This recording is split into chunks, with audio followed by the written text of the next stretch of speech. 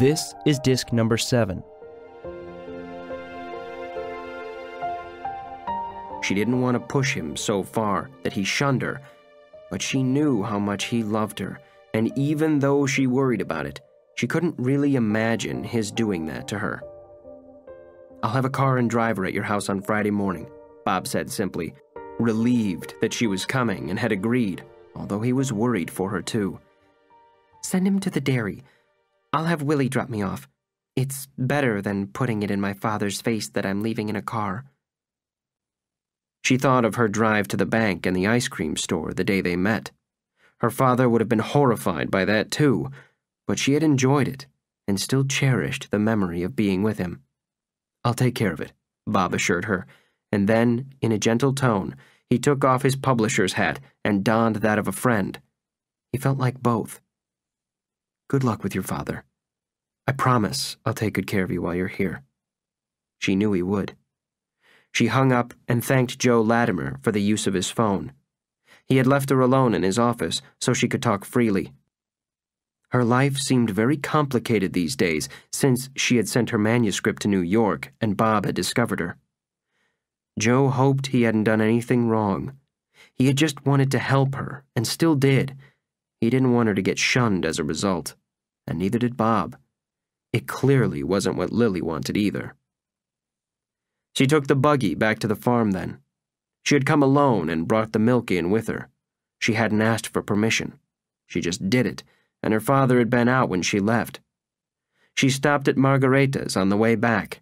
Her father still wouldn't allow Margareta at their house, since she had tried to get him to let Lily do the book. Lily missed seeing her, but had gone to visit several times. And she needed to talk to someone now. She told Margareta about Bob needing her to go to New York to work on the book, and the editor expecting twins and unable to come to her. "I have to go," Lily said with a sigh over a cup of mint tea that Margareta had made herself, with peppermint leaves from her garden. And she had baked hot buns with the peach jam she was famous for. "Papa will kill me," Lily said, worried. She really had come to a crossroads with the trip to New York. Either she went, with all the potential consequences from her father, or she had to abandon the book now. She was almost sure that Margareta would tell her the risk was too high and to stop while she still could. Lily looked at her with big, sad eyes, with her black bonnet in her lap, her long braids streaming down her back. "You have a choice, of course," Margareta said cautiously. She didn't want to influence her, only help. "And your father is a stubborn man. We all know that." She smiled ruefully. He hadn't spoken to her in weeks, and they had always been close. "He sincerely believes in his position and thinks it's best for you. And as an elder of the council, he has to stick to the principles of his beliefs and to the Ordnung. But I think there is more at stake here than your father and the council and the Ordnung, Lily. There's your heart and your life and what you need to do. We don't get to make decisions very often in our way of life, and certainly not once we're married. You're young and free, and you have to respect your father, but you have to honor yourself and God. I believe he gave you this opportunity and your talent, and you shouldn't waste it. I want to say what I think your mother would have, and she and I didn't always agree. She was much braver than I am, but this time I do agree. Go, Lily. Follow your dreams. Follow your heart. If this book is important to you, go to New York. See it through. Don't waste it. You'll always regret it if you don't go. And you could become bitter about it. Your father will get over it. He has to. He needs you, and he loves you. I think you should go to New York." Lily stared at her in amazement. For the second time recently, Margareta had said the exact opposite of what Lily had expected and told her to choose the path of freedom, whatever the consequences. And Lily knew in her heart that it was exactly what her mother would have wanted her to do. and then she would have helped her pick up the pieces later. This time, Lily would have to do that herself, but she was willing to. "Thank you," she said, throwing her arms around Margareta's neck. "Thank you." She didn't want to waste the opportunity either. If she did, it might never come again. She knew she had to seize it while she could, and she believed that the chance to publish her book had been a gift from her mother in heaven. She went back to the house and began quietly making preparations that night, and the next day, when her father was at her brother's farm with Willie and the twins were in school, she took the buggy and went to the dairy to find a ride into town. After asking around, one of the farm hands took her. She bought a few simple things at a women's store. She was going to wear her Amish clothes, but she wanted a few English-style things for New York, so she didn't attract too much attention. She bought a black skirt and some blouses, a dark blue dress and a red one, and flat shoes that looked like ballerina slippers and felt like air on her feet. And she bought a pair of blue jeans. She was fascinated by the buttons and zippers, and she bought a small suitcase to put it all in. She would take her black Amish cape with her that she wore all winter, but she bought a dark blue coat, too. It fit her perfectly and would keep her warm if the weather was chilly, and she bought 2 pairs of sheer stockings, which she had never even seen before. Her legs looked naked when she had them on, instead of the heavy black cotton stockings she had worn all her life. She paid for all of it by check from her bank account. And the woman who helped her was very kind and gave her good advice when she said she was going to New York on business. She packed it all in the suitcase in the store and hid it under her bed when she got home. No one had seen her leave and return. She felt dishonest, but she was certain she was doing the right thing now, and she broke the news to her father on Thursday night. She waited until after dinner and told him she needed to speak to him. She sat quietly until the boys went upstairs, and her father was stone-faced before he knew what she had to say. He thought she had given up the idea of the book, but he wasn't sure. Sometimes she was as stubborn as he was. At last, alone with him, she stood in front of him, trembling, but he couldn't see it, as she held tightly to the edges of her apron. It was one of the ones her mother had made her. She had worn it on purpose to speak to him. It reminded her of her mother and gave her courage. "Papa, I want to tell you 2 things. I am going to let them publish my book. I don't think it's wrong, and I think Mama would have approved. And I'm going to New York to edit it with them and make some corrections.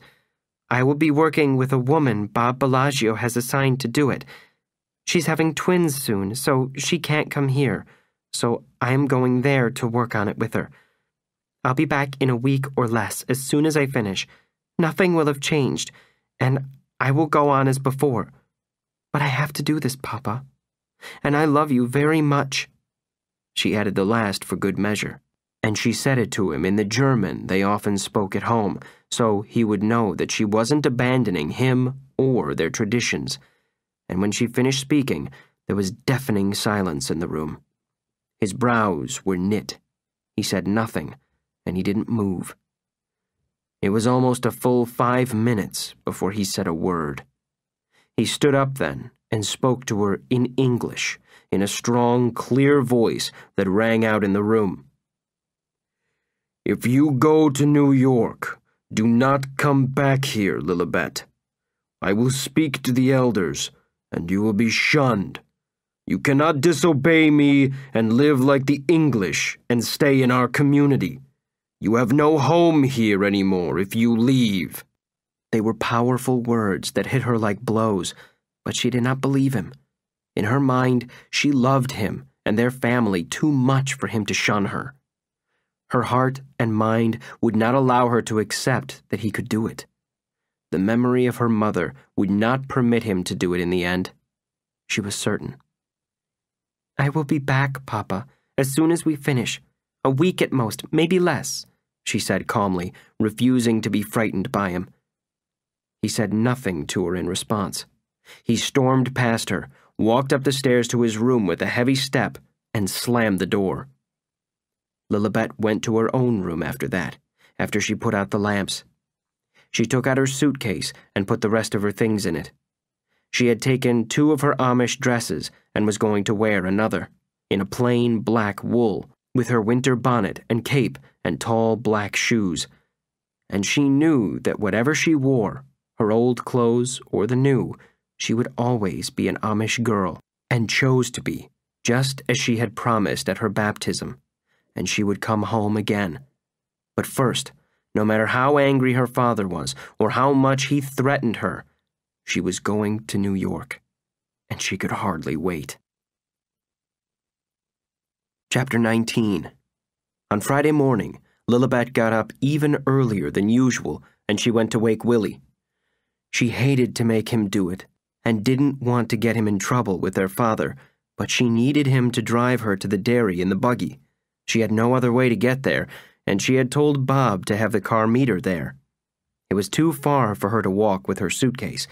She had discussed it with Willie the night before, and he said he was willing.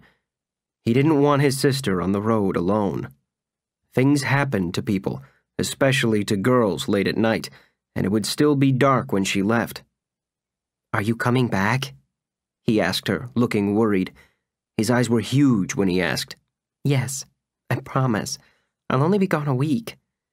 "Do you think Papa will have you shunned?" He looked frightened, but she didn't. "No, I don't. He loves me. He'll just be very angry. But I wrote a book, and now I want to get it published. I didn't do anything bad." "Does the book talk about us?" "No, it's just about a girl." It sounded dull to him and not worth making such a big fuss over, but their father had been furious at her for weeks. Willie hoped it would be over soon, and so did she. She was dressed and downstairs long before sunup, and didn't even dare make herself a cup of tea. She didn't want to make any noise and wake her father or the twins. She and Willie were both carrying their shoes when they left and walked across the grass in the front yard, covered with morning dew. They walked to the stable. Willie hitched the horse to the buggy and put her suitcase in the back, and they took off as quietly as they could. Neither of them knew that their father was already awake and had been listening to them as they left. And when he heard the buggy take off down the road, with his only daughter in it, he sat on his bed and cried. The car and driver were waiting for her at the dairy as promised, and she hugged Willie fiercely when she said goodbye. Her little brothers were a nuisance, but she loved them, and she had never left them or home, let alone for a week. "I'll miss you. Be good and take care of Papa and the boys. Tell Mr. Latimer if anything happens. He knows where to find me in an emergency." But she didn't expect there to be one, and hoped there wouldn't. One tragedy had been enough in their lifetime. Lightning couldn't strike again. "Bring me back something from New York," Willie said with a shy grin. He was caught between being a boy and a man. He was a gangly adolescent, but expected to work on the farm among the men now, since he had finished school. Lillibet always wished, as their mother had, that they could stay in school longer, but that was not the Amish way. "Okay, I will. Now go back before Papa gets up," she urged him, and he took off a minute later, at a good trot on the way back. She knew he'd be home soon, and hoped their father didn't make too big a fuss about it when he discovered that she had left for New York, just as she said she would. The driver opened the car door for her, and she got in the back seat and remembered to put the seatbelt on, as Bob had shown her when she had ridden in his car with him. She settled back to watch the countryside go by as the sun came up over the farms of Lancaster County. She gazed wide-eyed, trying to imagine what New York would be like. She had written about it, but this would be so different. She would be there herself, and it was real. Bob lay in bed before his alarm went off that morning, thinking about Lily and hoping everything had gone smoothly and her father hadn't locked her in a room. He knew she wasn't a prisoner, but she was an Amish daughter, and her father was a stern old man. He knew they had started early, and he expected her to reach the city before noon. It was going to be a long morning waiting for her, and when he got up, he went to his small office in his apartment and noticed her apron neatly folded on his desk. It had been there since he first read her book, and he had read it several times since in order to help make editorial comments, and sometimes just because he enjoyed hearing her. Her work had such a distinctive voice, and he got fresh insights into her each time. He walked over and picked up the apron and realized again how small she was. It was comforting to him for some unknown reason just to touch something she had worn, as though a part of her spirit had infused it with some essence of her. He knew now that her mother had made the apron, and Lily thought it had brought her luck. He wasn't sure, but he was still convinced that their meeting had been fated. The strange way she had heard about his publishing house when she found the book on the bench at the dairy. None of it seemed like an accident to him. And each time he'd seen her, he had an inexplicable sense of déjà vu, although he had never seen her before, and his newfound fascination with the Amish had been richly satisfied in the past 2 months. He had always thought them intriguing when he heard about them, and now, through Lily, he had learned more about them than he had ever wanted to know. He took his time getting to the office and was relieved to see Mary Paxton lumber toward him.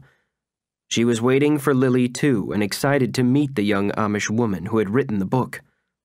"I'm glad to see you're still here," he said with relief. "Me too," she grinned at him. "I'll try not to have these guys before we get our work done."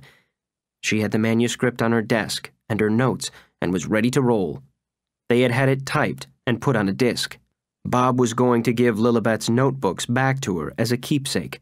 She had told him she had an idea for a second book, but hadn't had time to start it yet.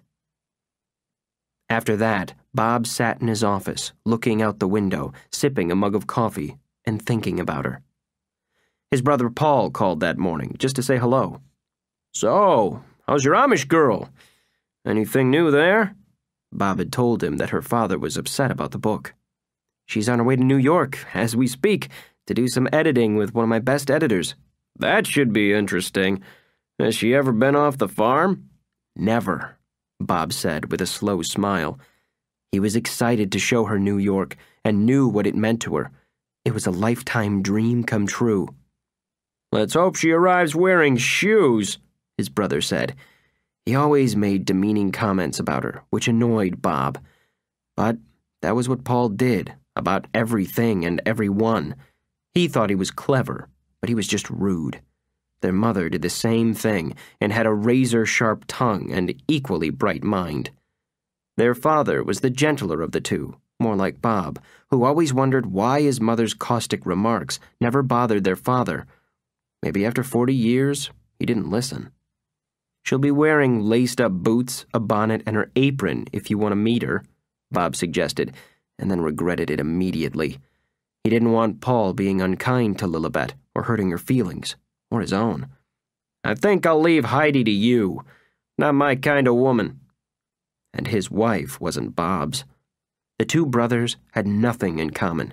He and Bob had always been different, each one taking after the other parent, like chalk and cheese, as the Brits said. Bob was sitting quietly at his desk, thinking about her, as Lily crossed the George Washington Bridge into Manhattan and caught her breath as she saw the skyline glistening in the sunlight. She spotted the Empire State Building immediately and felt like Dorothy entering Oz as they crossed the bridge. It was the most beautiful sight she'd ever seen, and she had no idea why, but she felt as though she'd come home. As he'd been instructed to do, the driver called Bob on his cell phone as they entered the city and headed downtown. They were on the West Side Highway, heading south, when he handed the phone to Lillibet. She looked at it and had no idea what to do. "How do I use it?" she said to the driver, and he glanced at her as though she had landed from Mars. She was traveling in her Amish clothes, with her bonnet and cape, a fresh apron, and her high shoes and heavy black stockings. "Just talk," he said to her. "Where?" Bob could hear the exchange and knew there would be a lot of new discoveries in her life in the next week. The driver pointed then, and Lily held the phone to her ear tentatively. "Hello?" she said, wondering if he could hear her. "Welcome to New York, Lillibet," he said warmly, and sounded clear as a bell, which amazed her. "It's so beautiful," she said, glancing at the buildings to their left and the Jersey Shore and Hudson River on her right. "It's better than I thought it would be." And the splendid fall weather helped. "Just for you," he said, sounding happy. "You'll be here in a few minutes. How did it go when you left?" "Fine. Everyone was asleep. Willie took me to the dairy in the buggy." Bob had feared a scene with her father as she walked out the door. He was relieved that hadn't happened. 10 minutes later, they were at his office. Bob was waiting on the sidewalk. He couldn't contain himself anymore. He held out a hand to her to help her as she stepped out of the car. She looked up at him with the now familiar sense of déjà vu she had every time she saw him. Bob had said he felt it too and suggested jokingly that maybe they had known each other in another lifetime. Lillibet said that this one was extraordinary enough. "It is quite amazing," she said with awe.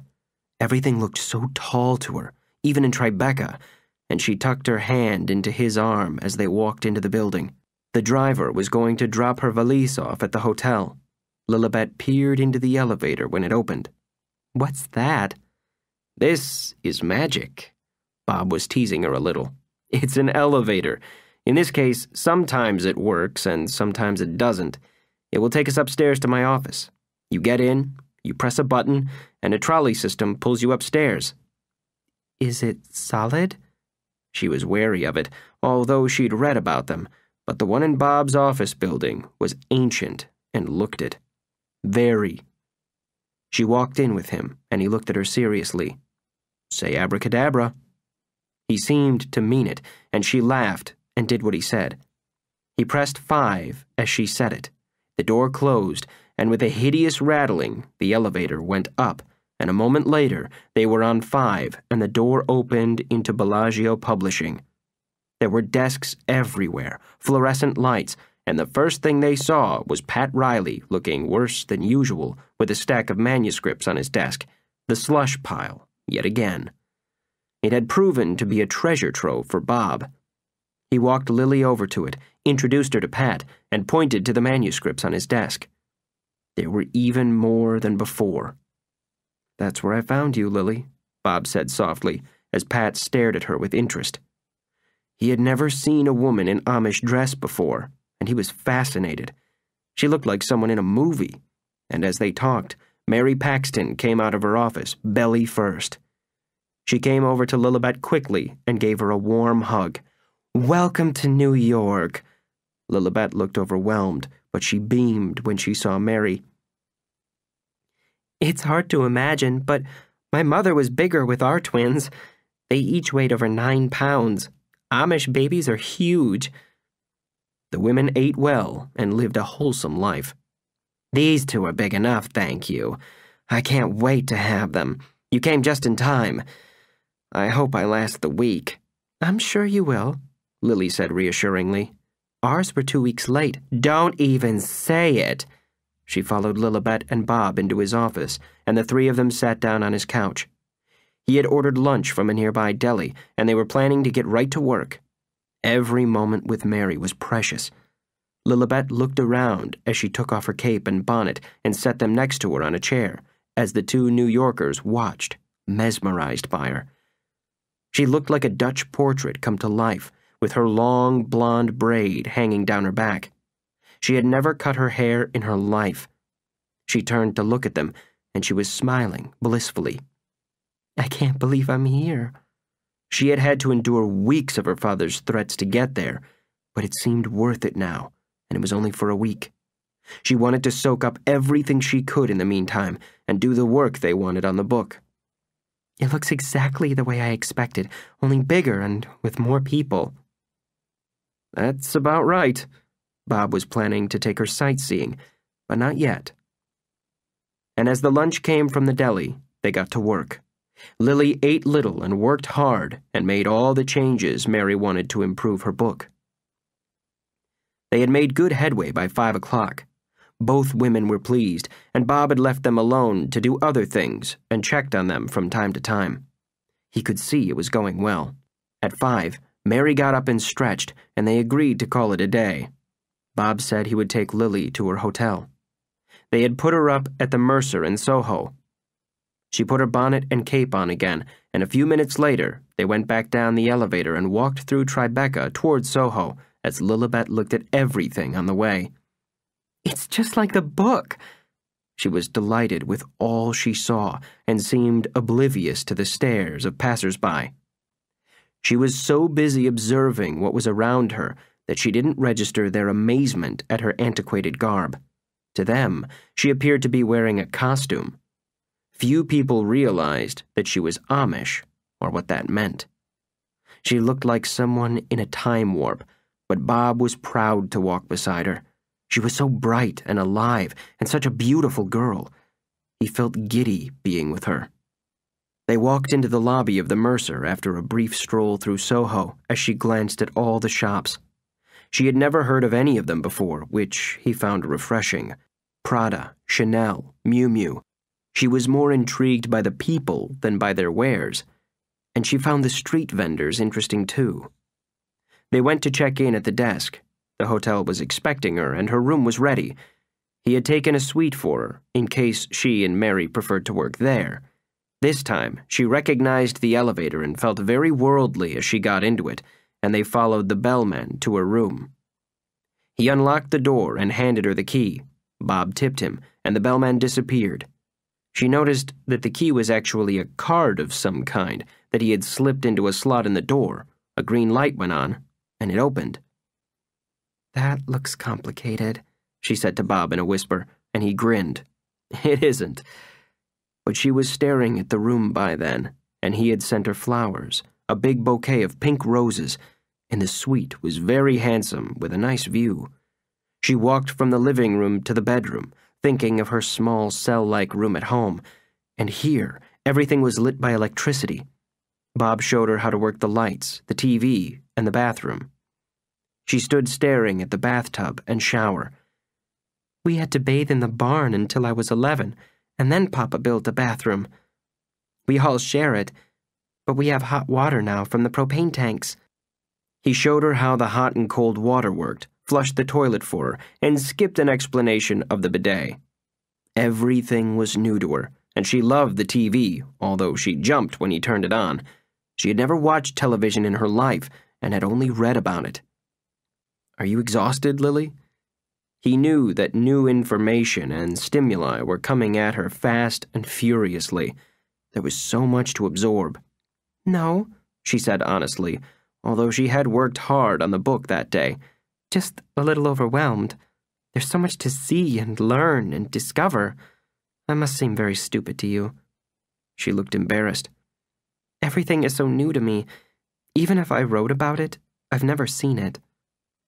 Bob had expected that, and he found it touching, not stupid. They discovered the minibar then, and Lily helped herself to some candy with delight. There was a disposable camera, too, and Bob explained it to her. It seemed like a fantastic idea to her. "Can I take a picture of you before I go home?" she asked him shyly, and he grinned at her. "I want one of you, too," he said, and she grew instantly serious and shook her head. "I can't. It's in the Ordnung. You can't photograph the Amish. It's not allowed." "I'm sorry," he said, looking contrite.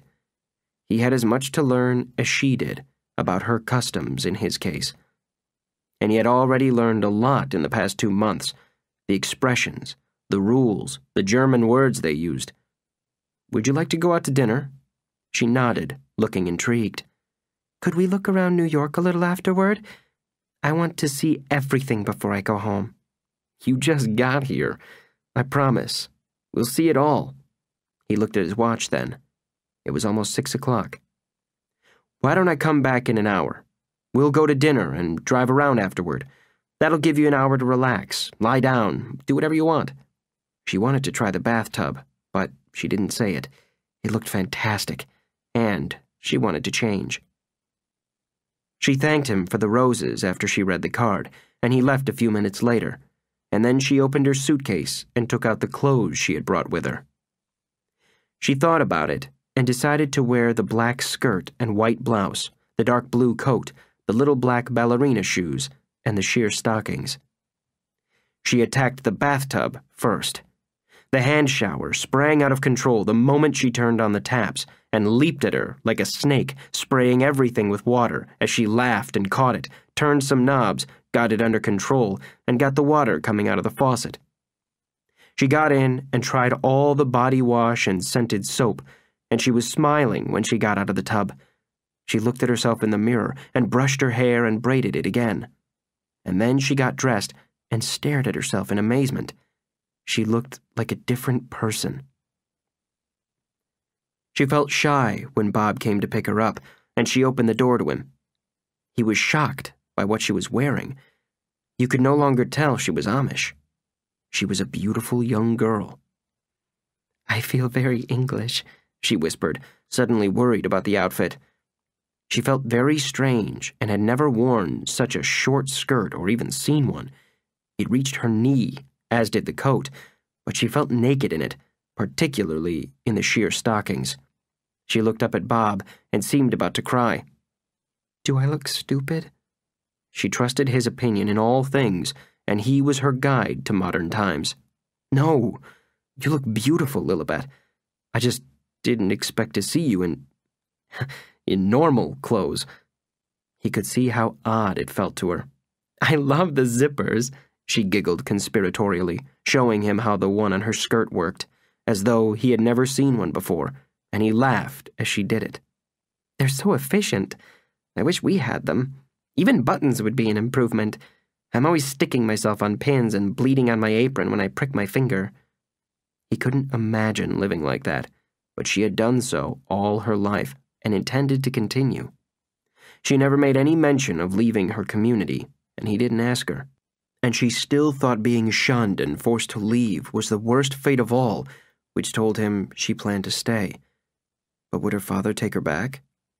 Lillibet believed he would never shun her, and Bob hoped she was right.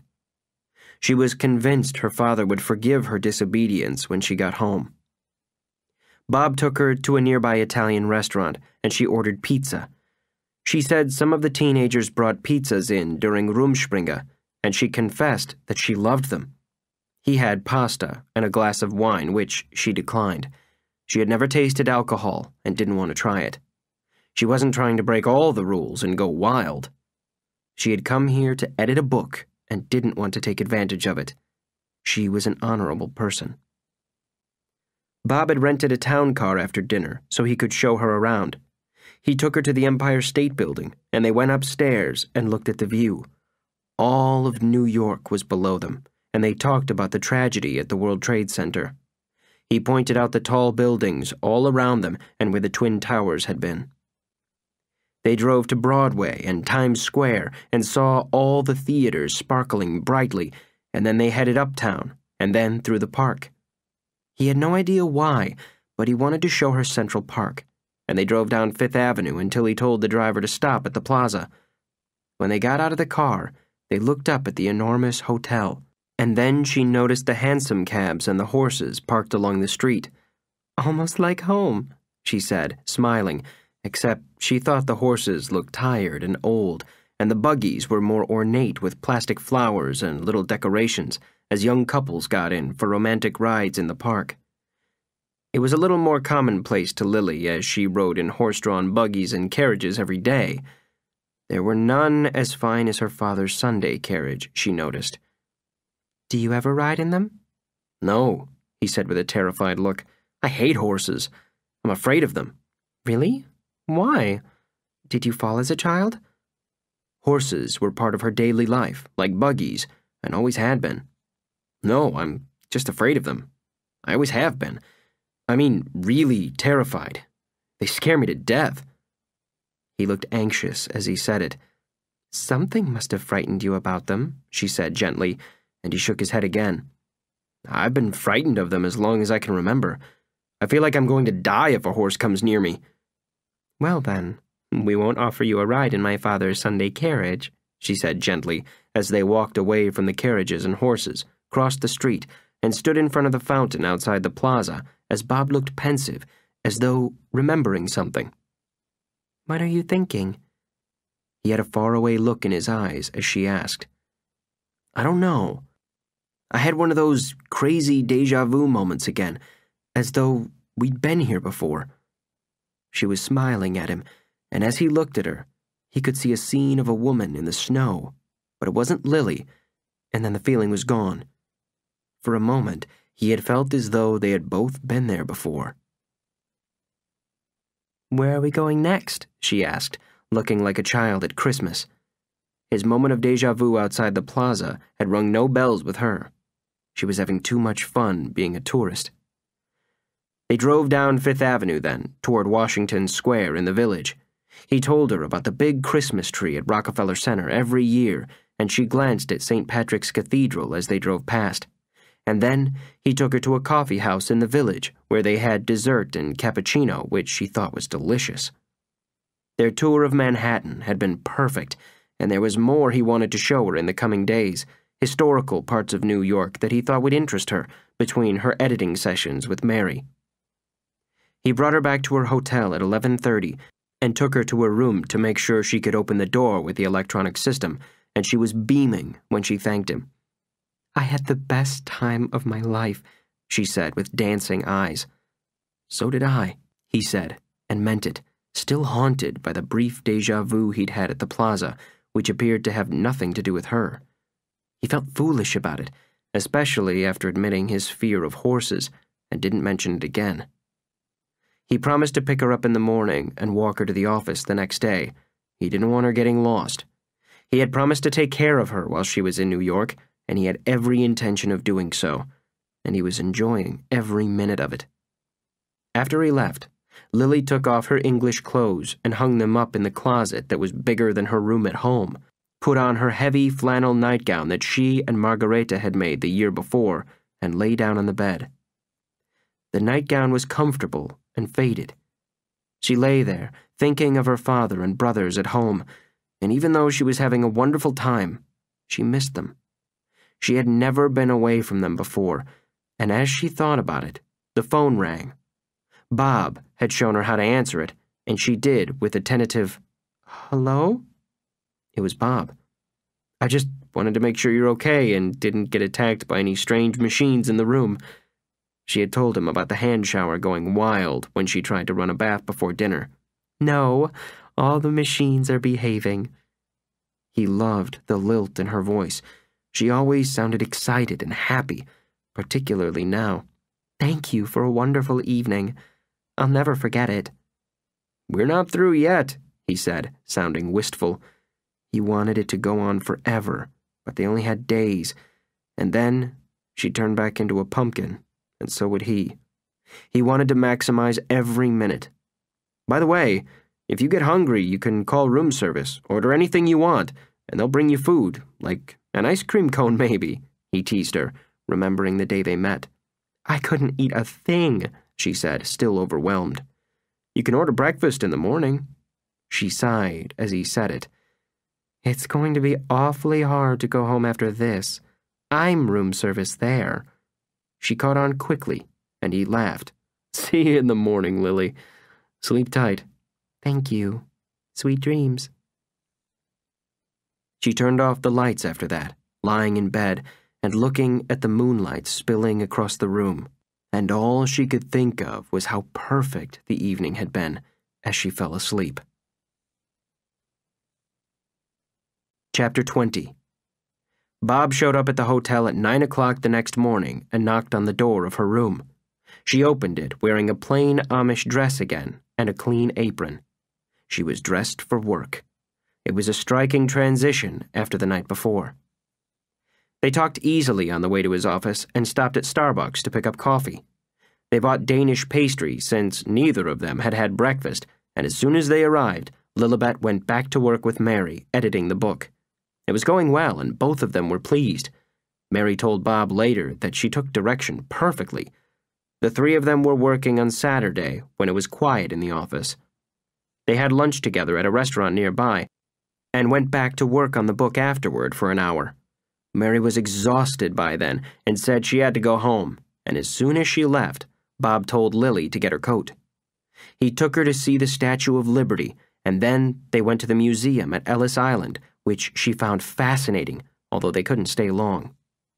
She pored over the exhibits with intense concentration, and he saw tears in her eyes a few times.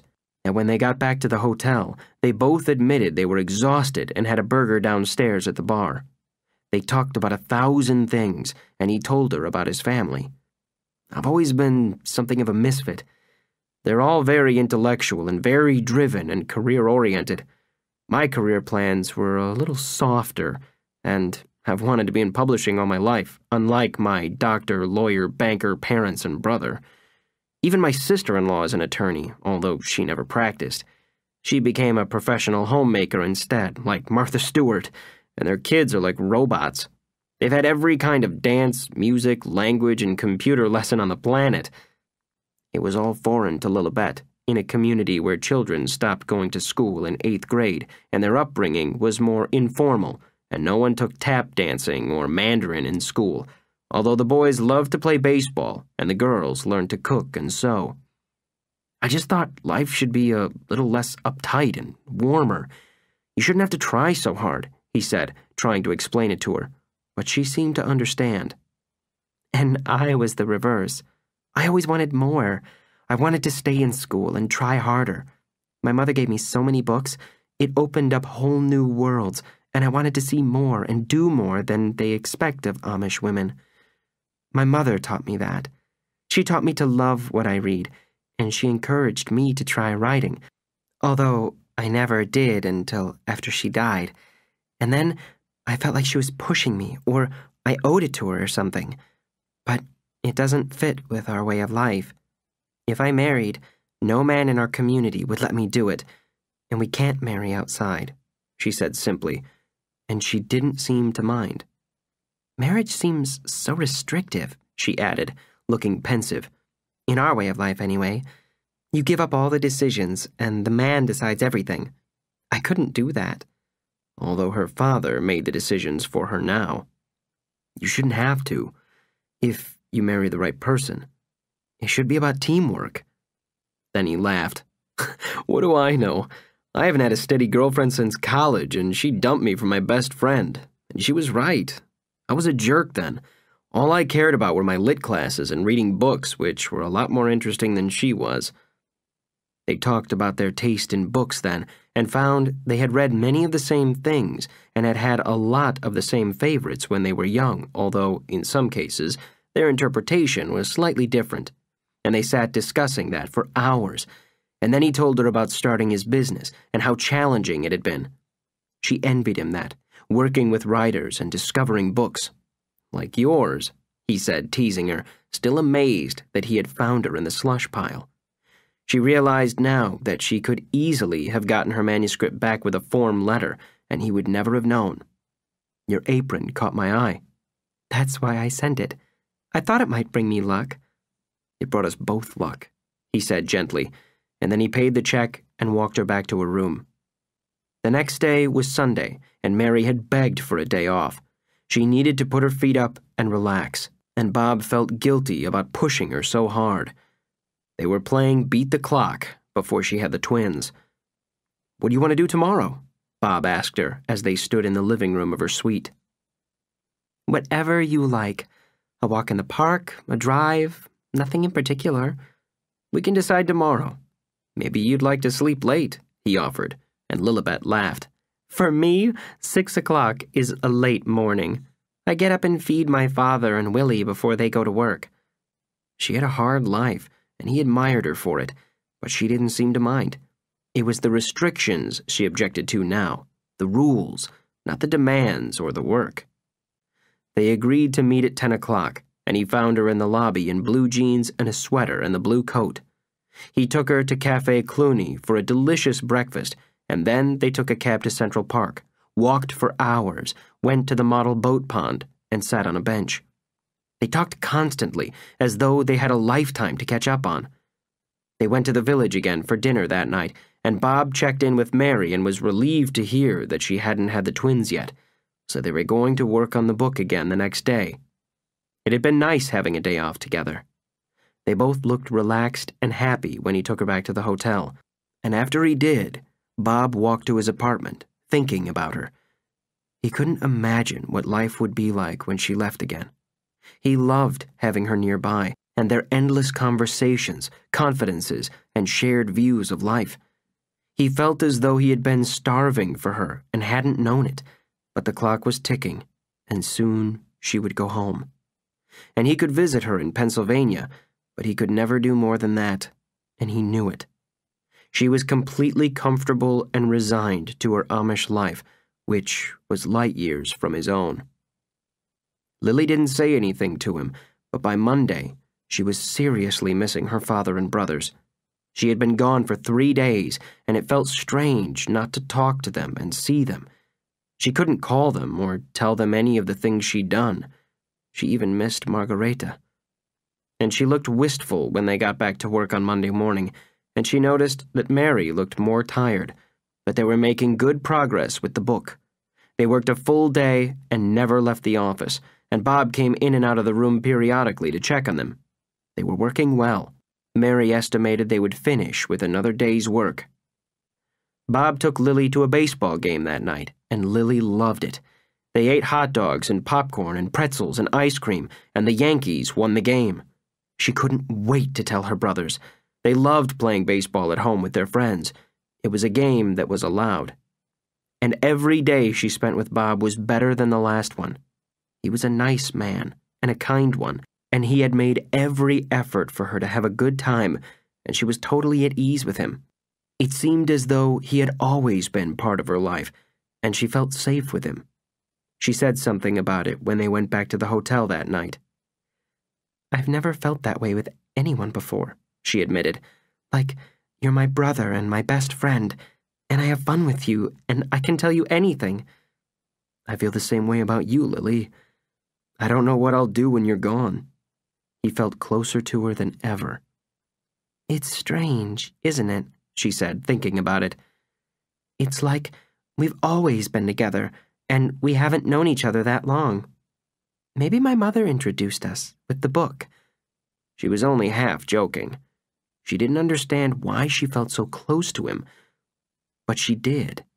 And she couldn't imagine her life without him now either, but he was from a different world, and there was no room in hers for him.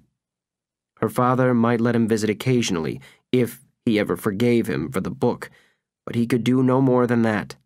There was no place for English in their community. He had to be Amish, or he didn't fit. "I'm going to miss you when I go back," she said sadly, and now she missed her family so much. With each passing day, she was a little bit more homesick, in a way she never thought she would be, but also with each passing day, she grew closer to Bob. She felt torn either way. And he was respectful of her and never crossed any lines he shouldn't. He was well aware by then that he was deeply in love with her, but she was young, and he didn't want to confuse her with his feelings for her. Being Amish and what it meant was no small thing, and he would never take advantage of her. He didn't even dare kiss her, although every time he said goodbye to her, he wanted to kiss her and tell her how much he loved her. But he knew that once they let the genie out of the bottle, nothing would ever be the same again. He preferred to remain silent and hide his feelings from her, but they were strong, and she was so innocent. She really was like a child, discovering a whole new world with him, but he knew she couldn't stay, and so did she. And he wasn't even sure she wanted to. She admitted to being homesick a few times. She had seen so many new things and had so many new adventures with him. She never said that she didn't want to go back to Pennsylvania.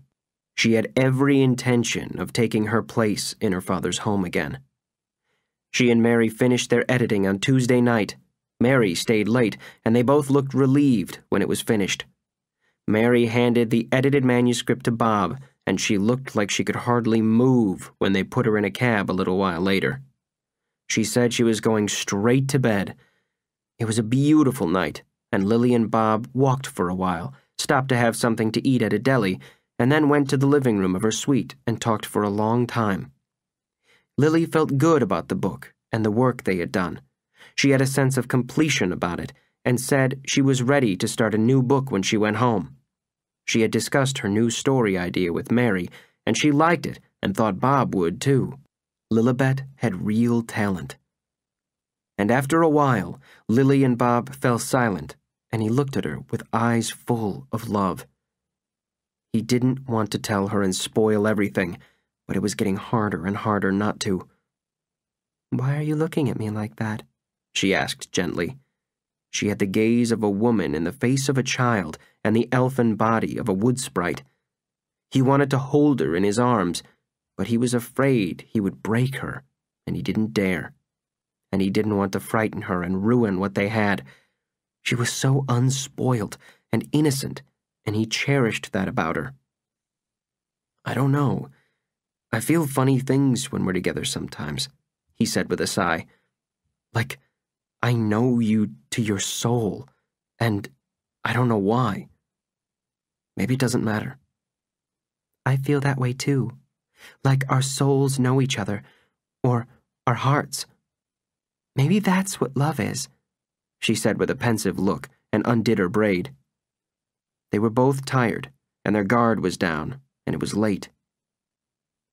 "I've never been in love," she said simply, and almost said, "until now." But she stopped herself. She didn't know if she was in love with him or not, and she didn't want to damage anything they shared or shock him. He wanted to ask her if she was in love now, but he didn't dare. He was afraid to ask. They sat quietly together in silence on the couch for a time, and he gently stroked her long hair. It was well past her waist and still white blonde at 24. He finally got up to leave her, before he did something he knew he'd regret, or she would. She followed him to the door in her stocking feet. She was wearing blue jeans and a sweater, and she reached up gently and touched his face. "Thank you, Bob," she said softly. "I care about you so much. I don't know what that means, but I love being here with you." "I know. Me too." He sounded sad as he said it. He was already thinking of her leaving. They had finished the work, and she had to go back. His life would be empty without her. He felt as though he had traveled through his whole life looking for her, and now he couldn't have her. "Will you visit me when I go back?" she asked, sad as well. Even though her place was at home, she couldn't bear the idea of leaving him now. "If your father will let me visit, I will." She nodded. She thought he would in time, but it might take a while for Henrik to forgive them for the book. But it was the link that had brought them together and bonded them now, so Lily didn't regret it. She was sure her father would come to understand about the book, if only because he loved her. Bob kissed the top of her head then and left. "See you tomorrow. Sleep tight." The words, "I love you," had almost slipped out, but he stopped them in time. He walked all the way home, thinking about her. She was staring out the window of her hotel room, wondering what had just happened. She felt as though she belonged to him now, and she wasn't frightened at all. It felt right. Bob came to have breakfast with her at the hotel the next morning, and Mary called him on his cell phone while he was with Lily. She had had the twins at 2 o'clock that morning. She sounded tired, but elated. Lily talked to her too and congratulated her and asked if they could come to see her. They visited her that afternoon at the hospital. Lily held the babies one by one, and as Bob watched her, he knew he wanted to have children with her. He had never wanted children before in his life. It was frightening what being with her was doing to him. He was falling apart, but it didn't show. They had brought Mary flowers and 2 little blue teddy bears, and the babies were adorable. She was naming them Trevor and Tyler. It reminded Lily of when her little brothers were born when she was 13, and she had been so excited. Her mother had had them at home, and Lily had been there when they came into the world. This is the end of disc number 7. Please continue listening on disc number 8.